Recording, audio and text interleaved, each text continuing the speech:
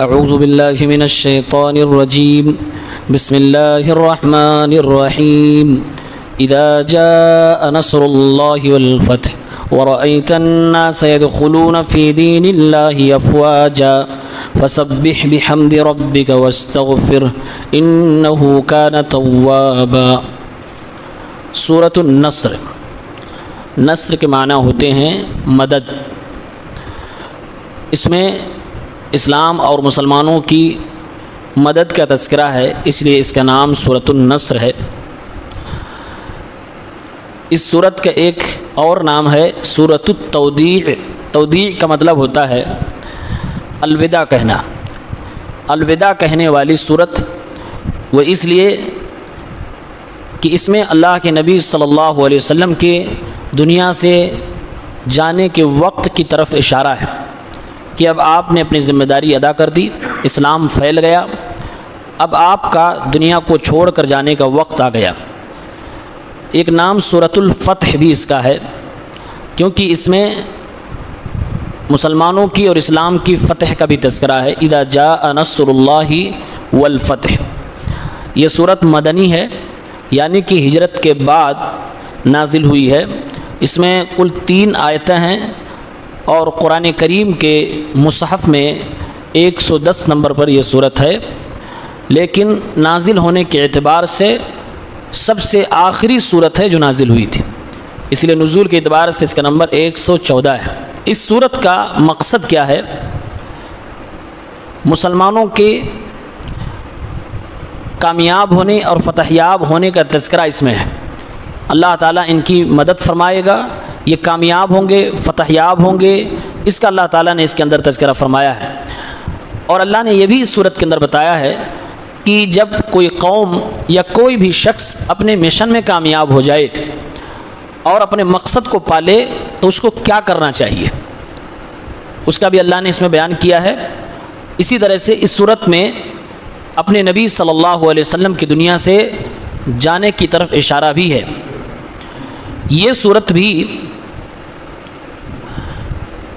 اللہ کے نبی صلی اللہ علیہ وسلم کی نبوت کے سچے ہونے کی دلیلوں میں سے ایک دلیل ہے، کیونکہ اللہ تعالیٰ نے جب یہ خبر دی کہ اللہ کی طرف سے مدد آئے گی اور مسلمان فتح یاب ہوں گے، خاص طور سے مکہ شہر فتح کیا جائے گا جہاں سے ہمارے نبی صلی اللہ علیہ وسلم مظلومانہ طور سے نکالے گئے ہیں، جہاں سے ہجرت کے وقت آپ صلی اللہ علیہ وسلم چھپ چھپ کے نکلے تھے، جہاں کے لوگ آپ کی گردن زندہ یا مردہ لانے کے لالچ میں بھی آپ کے پیچھے نکل گئے تھے کہ 100 اونٹ انعام میں دیے جائیں گے۔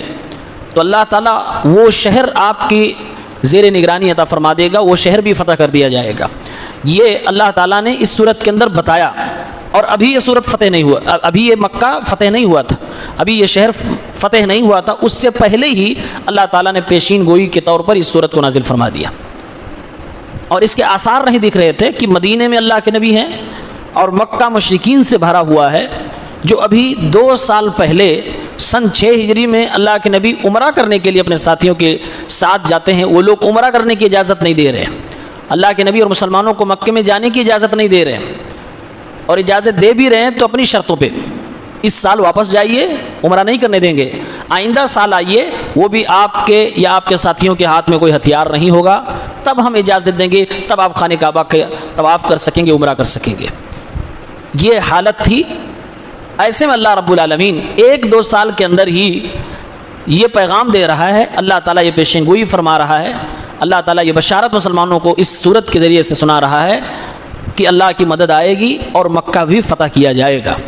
تو گویا کہ اللہ کے نبی صلی اللہ علیہ وسلم کی نبوت کی دلیلوں میں سے ایک بڑی دلیل ہے، کیونکہ اس کے بعد یہ مکہ بھی فتح کیا گیا سن 8 ہجری کے اندر۔ 6 ہجری میں جانے سے روکا جا رہا تھا اور 8 ہجری میں پورا مکہ مسلمانوں کے اندر میں آ گیا۔ آپ صلی اللہ علیہ وسلم فاتحانہ طور پر اس شہر کے اندر داخل ہوئے۔ تو اس صورت کا مرکزی مضمون یہ بھی کہہ سکتے ہیں کہ فتح مکہ کا تذکرہ، اور اللہ کے نبی صلی اللہ علیہ وسلم نے جب مکہ کو فتح کر لیا تو آپ صلی اللہ علیہ وسلم کو کیا کرنا تھا، کیا آپ کے اوپر واجب تھا، یہ چیز اللہ نے اس صورت کے اندر بیان کیا ہے۔ چنانچہ اللہ رب العالمین ارشاد فرمایا اذا جاء نصر اللہ والفتح، جب اللہ رب العالمین کی مدد آ جائے گی، والفتح اور اللہ کی طرف سے فتح، جیت، کامیابی بھی آ جائے گی۔ یہ اللہ کی مدد کی طرف اشارہ ہے کہ اے نبی صلی اللہ علیہ وسلم، اللہ جب مدد فرمائے گا تو آپ کی دعوت بہت تیزی سے پھیلے گی، اور اللہ کی مدد کے بعد آپ کا اسلام آپ کے آبائی گھر تک بھی پہنچے گا، مکہ تک بھی پہنچے گا، اور جو آپ کے جانی دشمن تھے وہ لوگ بھی اسلام قبول کریں گے، اور پھر آپ کو فتح حاصل ہوگی، اسلام کو جیت حاصل ہوگی، یعنی مکہ بھی فتح کر دیا جائے گا۔ وَرَأَيْتَ النَّاسَ يَدْخُلُونَ فِي دِينِ اللَّهِ أَفْوَاجًا، اور آپ اپنی آنکھوں سے دیکھیں گے کہ لوگ اللہ کے دین میں جوق در جوق داخل ہو رہے ہوں گے۔ افواجہ کا مطلب ہوا یکے بعد دیگرے، جماعت در جماعت، کہ ادھر سے کوئی آ رہی ہے جماعت اور کہہ رہی ہے اے اللہ کے پیغمبر محمد صلی اللہ علیہ وسلم ہم ایمان لانا چاہتے ہیں، وہ ایمان قبول کرے گی، پھر ادھر سے کوئی جماعت آ رہی ہے اور وہ کہہ رہے اللہ کے نبی ہم آپ کے ہاتھ پہ بیعت کرنا چاہتے ہیں، اسلام قبول کرنا چاہتے ہیں، وہ لوگ بھی ایمان لائیں گے، پھر تیسری کوئی جماعت۔ اللہ نے فرمایا ایک ایک دو دو لوگ ابھی تک اسلام لا رہے تھے، لیکن جب اللہ کی مدد آ جائے گی، مکہ فتح ہوگا، تو لوگ گروہوں میں آ کر جوق در جوق یکے بعد دیگر آتے رہیں گے اور اسلام قبول کرتے رہیں گے، اور یہ چیز آپ اپنی آنکھوں سے دیکھیں گے۔ وَرَأَيْتَ النَّاسَ، آپ لوگوں کو دیکھیں گے، يَدْخُلُونَ فِي دِينِ اللَّهِ، اللہ کے دین میں داخل ہو رہے ہیں، افواجا، جوق در جوق، فوج در فوج۔ فَسَبِّحْ بِحَمْدِ رَبِّكَ، تو اے نبی اپنے رب کی تعریف کرتے ہوئے اپنے رب کی تسبیح بیان کیجئے، وَاسْتَغْفِرْهُ، اور اس سے استغفار کیجئے، إِنَّهُ كَانَ تَوَّابًا، وہ توبہ قبول کرنے والا ہے اور توبہ کی توفیق بھی دینے والا ہے۔ حضرت عمر رضی اللہ تعالیٰ عنہ کے ساتھیوں میں سے بعض صحابہ کرام نے تفسیر کی ہے کہ عمر فاروق رضی اللہ تعالیٰ عنہ اپنے دوست احباب، اپنے ساتھیوں کو اپنی خلافت میں یہ حکم دیتے تھے کہ جب بھی ہم کوئی شہر فتح کریں، کوئی قلعہ فتح کریں، تو اللہ تعالیٰ کی تعریف کریں، اللہ رب العالمین کا شکریہ ادا کریں، اللہ کے لیے نمازیں پڑھیں، اللہ سے استغفار کریں۔ اسی صورت کو دلیل میں حضرت عمر پیش فرماتے تھے کہ دیکھو اللہ تعالیٰ نے اپنے نبی سے کہا کہ جب مدد آئے گی اور فتح یابی حاصل ہوگی تو تم اپنے اللہ کی تسبیح بیان کرنا اور اپنے اللہ رب العالمین سے استغفار کرنا۔ ہمارے نبی صلی اللہ علیہ وسلم نے اسی لیے جب مکہ فتح ہوا تھا تو چاشت کے وقت آپ صلی اللہ علیہ وسلم نے مکے کے اندر 8 رکعت نمازیں پڑھی تھی۔ اللہ نے فرمایا تھا فسبح بحمد ربک، آپ ایسی تسبیح بیان کرنا، اللہ کی ایسی پاکی بیان کرنا جس میں اللہ کی تعریفات بھی شامل ہو۔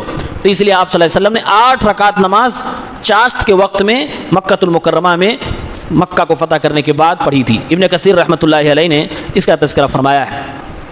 دین کے اندر ایسا معاملہ ہے کہ ہر بڑے کام کے اخیر میں استغفار کا تذکرہ ہوتا ہے، ہر بڑے مشن کے تکمیل پر اخیر میں استغفار اور اللہ تعالیٰ سے مغفرت طلب کرنے کا معاملہ ہوتا ہے، کالصلاۃ والحج وغیر ذالک، جیسے ہم اور آپ نماز پڑھتے ہیں، سلام پھیرنے کے بعد کیا کہتے ہیں؟ اللہ اکبر، استغفر اللہ، استغفر اللہ، استغفر اللہ۔ ایسے حج کے اندر بھی معاملہ ہے، ہر بڑے کام کے اخیر میں اللہ تعالیٰ سے مغفرت طلب کی جاتی ہے۔ فَأَمْرُ اللَّهِ لِرَسُولِهِ بِالْحَمْدِ وَالْإِسْتِغْفَارِ فِي هَذِهِ الْحَالِ إِشَارَةٌ إِلَىٰ أَنَّ أَجَلَهُ قَدْ انْتَهَىٰ، تو اللہ تعالیٰ کا اپنے رسول صلی اللہ علیہ وسلم کو اس صورت میں مسلمانوں کی مدد اور فتح کے آ جانے کے بعد یہ حکم دینا کہ اے میرے پیغمبر آپ اب تسبیح بیان کیجئے، استغفار کیجئے، یہ اشارہ تھا کہ اے نبی صلی اللہ علیہ وسلم اب آپ کا کام مکمل ہو گیا، آپ نے ذمہ داری اپنی ادا کر لی۔ فَلْيَسْتَعِدْ وَيَتَحَيَّ لِلِقَاءِ رَبِّهِ، تو اب آپ کو اپنے رب سے ملاقات کرنے کی تیاری کرنی چاہیے، آپ اللہ رب العالمین سے ملنے کے لیے بالکل مستعد ہو جائیے۔ وَيَخْتِمُ عُمُرَهُ بِأَفْضَلِ مَا يَجِدُهُ صلوات اللہ وسلامہ علیہ، اور آپ اپنے زندگی کے آخری دنوں کو اللہ تعالیٰ کی مغفرت میں، اللہ تعالیٰ سے استغفار میں اور اللہ رب العالمین کی عبادت میں اور شکر میں گزاریے۔ چنانچہ جب یہ صورت نازل ہوئی تو صحابہ کرام کا ایک علمی مجلس ہوتی تھی، صحابہ بیٹھا کرتے تھے، اس میں حضرت عمر رضی اللہ تعالیٰ عنہ بھی ہوتے تھے، اس میں بچوں کی انٹری نہیں ہوتی تھی۔ عمر فاروق رضی اللہ تعالیٰ عنہ اپنے ساتھ میں عبداللہ ابن عباس رضی اللہ تعالیٰ عنہما کو، جو کہ کم عمر کے تھے، چھوٹے تھے، ان کو بھی لے کے جاتے۔ لوگ کہتے تھے کہ اس چھوٹے سے بچے کو اس مجلس میں کیوں لاتے ہیں؟ عمر فاروق رضی اللہ تعالیٰ عنہ نے کہا کہ وقت آئے گا خود آپ لوگوں کو معلوم ہو جائے گا۔ چنانچہ یہ صورت اذا جاء نصر اللہ والفتح جب نازل ہوئی تو صحابہ کرام آپس میں ڈسکس کر رہے تھے کہ اس صورت سے کیا میسج ہے.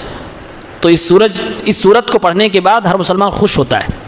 اور اس زمانے کے مسلمان جو ستائے گئے تھے، اپنے گھر سے نکالے گئے تھے، ان کو اللہ خوشخبری دے رہا ہے کہ اب وہ مکہ فتح ہونے والا، تم اپنے گھر واپس جا سکو گے، تمہیں اپنا آبائی گھر دکھائی دے گا، امن و سکون کے ساتھ وہاں جا سکو گے. اور سب سے بڑی بات، اللہ کے گھر میں جب چاہو گے جیسے چاہو گے طواف کر سکو گے، عبادت کر سکو گے، عمرہ کر سکو گے، جس کے لیے کبھی تمہیں تلوار بھی اٹھانی پڑ سکتی تھی، تمہیں عمرہ کرنے کے لیے لڑائی کرنا پڑ سکتا تھا، اب وہ تمہارے انڈر میں آ جائے گا. تو ایسے میں صحابہ کرام خوش کیوں نہ ہوتے؟ تو اکثر صحابہ نے کہا اس میں اللہ تعالیٰ کی مدد کا تذکرہ ہے، مکہ کے فتح ہونے کا تذکرہ ہے، اس میں مسلمان بڑھیں گے، اسلام بڑھے گا، بہت سارے لوگ اسلام میں داخل ہوں گے. یہ خوشخبری ہے اس آیت کے اندر، اس صورت کے اندر. عبداللہ ابن عباس رضی اللہ تعالیٰ عنہما جو چھوٹے سے بچے تھے، جب ان کی باری آئی تو کہا کہ اس صورت میں ہمارے نبی صلی اللہ علیہ وسلم کی دنیا سے جانے کا اشارہ ہے کہ اب ہمارے نبی دنیا سے جانے والے. کیوں؟ اس لیے کہ نبی آئے کس لیے تھے؟ اسلام کو غالب کرنے کے لیے اور دنیا کے کونے کونے تک اسلام کو پھیلانے کے لیے. آپ نے اپنا مشن مکمل کر دیا، لوگ اسلام میں جوق در جوق داخل ہونے لگے، اور پھر اللہ تعالیٰ مدد اور فتح کے بعد حکم بھی دے رہا ہے کہ استغفار کرو. اور یہ زندگی کے آخری مرحلے میں زیادہ تر کیا جاتا ہے، کسی مشن کے تکمیل پر زیادہ تر کیا جاتا ہے. لہٰذا اس سے اشارہ ملتا ہے کہ اب ہمارے نبی صلی اللہ علیہ وسلم کا وقت قریب آ گیا ہے، اب ممکن ہے کہ آپ دنیا سے چلے جائیں. چنانچہ یہ ہوا. ایسے ہی کہ آپ صلی اللہ علیہ وسلم اس صورت کے نزول کے کچھ دنوں کے بعد، حج وغیرہ کر لینے کے بعد بیماری میں مبتلا ہوتے ہیں، بخار ہوتا ہے، اور 14-15 دن وہ بخار باقی رہتا ہے. اسی سے آپ صلی اللہ علیہ وسلم کا انتقال ہو جاتا ہے اور آپ دنیا سے چلے جاتے ہیں. تو اس صورت کے اندر جہاں مسلمانوں کی فتح، کامیابی، اللہ کی مدد کا تذکرہ ہے، وہیں پر یہ بھی تذکرہ تھا کہ اے نبی اب آپ اللہ سے ملاقات کرنے کی تیاری کیجئے، اب آپ کا مشن پورا ہو چکا ہے. تو یہ سورۃ النصر ہے. نصر کے معنی مدد. اس صورت پر ہمارا اور آپ کا ایمان ہے. اللہ رب العالمین نے ایک پیغام دیا دنیا والوں کو بھی اپنے نبی کے ذریعے سے کہ جب بھی آپ کا کوئی مقصد پورا ہو جائے تو خوشی میں پاگل نہ ہو جائیے. جیسے مسلمان مکہ کو فتح کیے تھے تو اللہ کے نبی صلی اللہ علیہ وسلم جب فتح کرنے کے بعد مکہ میں داخل ہو رہے تھے تو آپ جس سواری پہ سوار تھے آپ کی گردن جھکی ہوئی تھی. دنیا کے بادشاہوں کی طرح اللہ کے نبی صلی اللہ علیہ وسلم نہیں تھے. آپ خاکساری کی وجہ سے اپنی گردن جھکائے ہوئے تھے، کیونکہ اللہ تعالیٰ کی مدد اور توفیق سے ہی ایسا ہو پایا تھا کہ آج سے 8 سال پہلے جہاں سے چھپ چھپا کر آپ نکلے ہوں، راستہ بدل بدل کے آنا پڑا ہو، غار میں چھپنا پڑا ہو، آپ کی گردن پہ 100 اونٹ انعام لگائے گئے ہوں، اسی شہر میں آپ بحیثیت ایک حکمراں، ایک فاتح داخل ہو رہے ہیں. ظاہر سی بات ہے کوئی دنیا دار انسان ہوتا تو آسمان پہ اس کا سر ہوتا، وہ فخر سے بھر جاتا.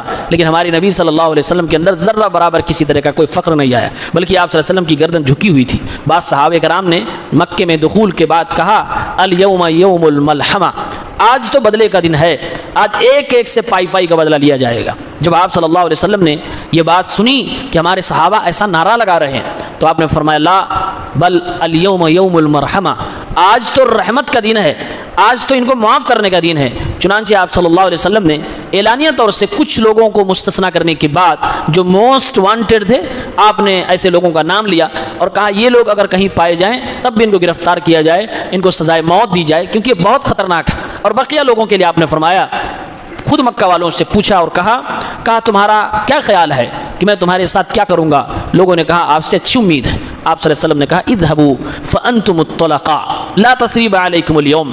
جیسے یوسف علیہ السلام نے اپنے بھائیوں کو معاف کر دیا تھا جبکہ ان کا پورا کنٹرول ہو چکا تھا، چاہتے تو اپنے بھائیوں کو کافر کردار تک پہنچا دیتے، ایسے ہی آج میں تم پر کوئی سرزنش نہیں کر رہا ہوں. لا تثریب علیکم، تمہیں کوئی ملامت نہیں کر رہا ہوں، اسلام میں داخل ہو جاؤ، تم سب کے سب آزاد ہو. محمد الرسول اللہ تم سے کوئی کسی بھی قسم کا کوئی بدلہ نہیں لے گا. اور آپ صلی اللہ علیہ وسلم نے سارے مکہ والوں کو معاف فرما دیا. تو آپ صلی اللہ علیہ وسلم نے ایک میسج دیا کہ جب دنیا میں کوئی ترقی ملے، کامیابی ملے، اللہ کی مدد آئے، تمہارا مشن مکمل ہو، انسان کبر و غرور نہ اختیار کرے بلکہ مزید اللہ تعالیٰ کی عبادت کو بڑھا دے، اللہ تعالیٰ کے لیے نمازیں پڑھے، زیادہ سے زیادہ استغفار کرے.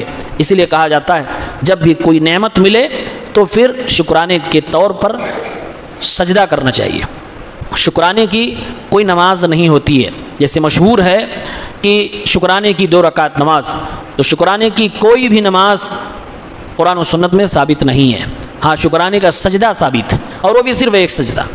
اگر آپ کو کوئی نعمت ملی اور آپ بہت خوش ہوئے تو اللہ تعالیٰ کے لیے بطور شکرانہ آپ ایک سجدہ کر سکتے ہیں، لیکن شکرانے کی کوئی ایسی نماز نہیں ہے جو قرآن و سنت میں بتائی گئی ہو کہ آپ صلی اللہ علیہ وسلم نے 2 رکعت بطور شکرانہ نماز پڑھی ہو، یہ چیز ثابت نہیں ہے۔ اللہ تعالیٰ سے دعا ہے اللہ رب العالمین ہمیشہ ہم سب کو اپنی مدد میں رکھے اور ہمارے لیے، آپ کے لیے، اسلام کے لیے، مسلمانوں کی سربلندی کے لیے وسائل مہیا فرماتا رہے۔ اللہ تعالیٰ اسلام اور مسلمانوں کو سربلندی عطا فرمائے، آمین یا رب العالمین۔ صلی اللہ علی نبینا محمد۔